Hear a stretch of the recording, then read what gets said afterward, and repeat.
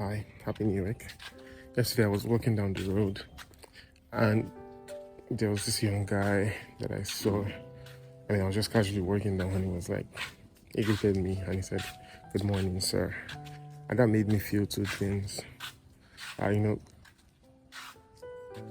Typically we do that when people are older than us, right? Or when we see some level of oldness in quotes in the person that we're greeting. And that's why most people would typically greet people. But apart from that, also, it was very interesting to see that there are still households in this day and age in Nigeria that still encourage people to greet, because that's actually very scarce. Uh, yeah, very few people would extend their greetings to people when they see them on the road. But that's really by the side. This is episode 47 of my weekly journal. And just in case you are not familiar or you're not aware, it's always just a culmination of random thoughts. And it's a journal, really, just a public journal. So, yeah. Just before I turned on this camera, I was thinking about something about the pursuit of holiness and how it is. So, scripture says, seek holiness, without which no man shall see God. Right. I was just thinking about the pursuit of holiness and how it is not linear, such that one person's pursuit of holiness is not directly similar to another person's pursuit of holiness. As such, two people might be trying to be holy, but it might appear more apparent to me that one person is trying to be holy and the other person is not trying to be holy. But then they are both exerting efforts, right? And I'm talking about this because it's just sort of like a reminder for me to be, we can be very condemning, I would say, or judgmental about people's pace. And it's not like we are perfect as Jesus Christ is, even though we strive to be perfect, but we can be condemning. So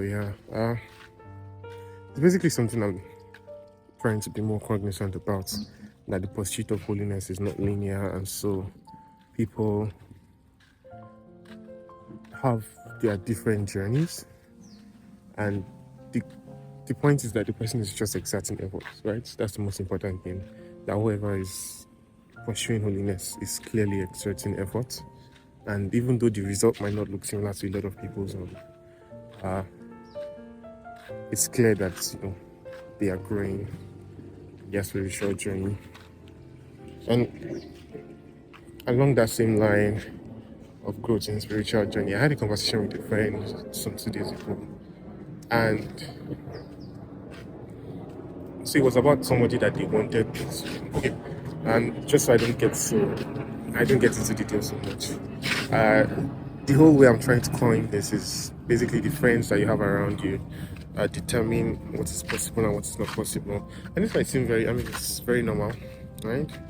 To think this, that your friends determine your what your future would look like, or what possibility means to you. Yeah. So I have this friend that said some interesting.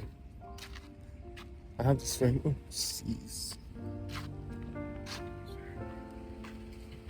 I have this friend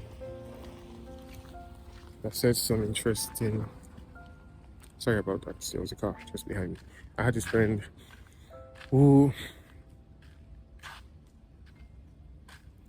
I said something to, right? He probed me for further questions, and I quoted the scripture, right? And I shared with him, and then he was like, "Oh, please, can you speak further about this?"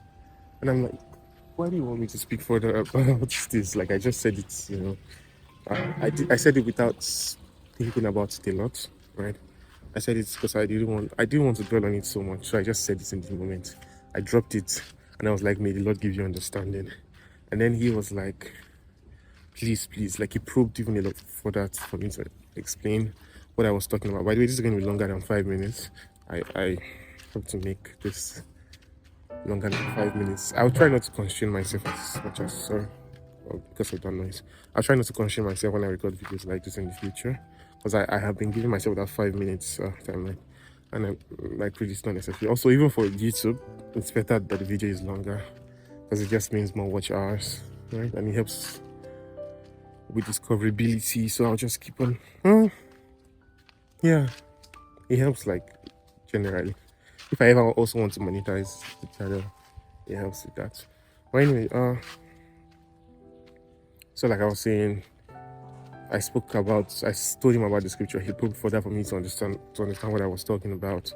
And, I finally gave in and I explained to him. And what was really interesting is that the scripture I had in mind was also the scripture he had in mind. And the context of which I gave that scripture was also the similar context in his mind, right? And I was like, oh God, that's crazy.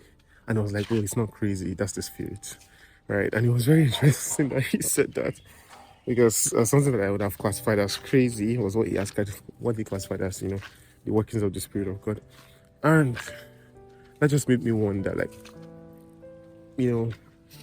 are there things that I am doing, or are there people that I'm supposed to be communicating to, right, or communicating with in this dimension, so to speak, that they are not bouncing up that same energy to me, right? Should I be making new friends, or should I even be, building up my own spiritual life to get to that level of maturity, right? Yeah, so in that sense, that's why I said, the friends that you have around you just determine what's possible. And not even just that, so in terms of finances as well. Like, I have lofty goals next year for my finances. And if I really think about it, it's like if I still keep my job next year, there's like a cap. There's like an amount that I can possibly earn every year from my job, because I have an annual income, right? It's shaking now.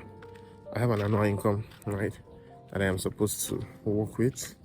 And the goal I have in mind, if I add my annual income, like even if I don't spend because obviously that's not possible, even if I don't spend my annual income and I just sum it up, right, I still want to get to that goal. But then again, I feel like that amount might be really small for some people, or it's insignificant. And if I probably had people like that around me, they will sort of just cheer me on and push me, right, to see multiple ways where I can make that possible. It could even be as little as charging for things that I already do, and maybe I don't charge a premium, I don't charge enough. I don't think that's true. I feel like I overcharge, but not like I feel like I overcharge. I feel like I have overcharged in the past. It's not a practice. Anyway, which is a bad thing, by the way. I think it's a sin. I believe it's a sin, so I'm repenting. But yeah, friends or people you keep around you help tell me what's possible, and that's kind of what I am using to cheer myself. Not cheer myself, to help me find a lot more purpose in 2026, if you will, and also to just make me an overall better person spiritually, financially, and every other way. Yeah. Thank you so much for listening.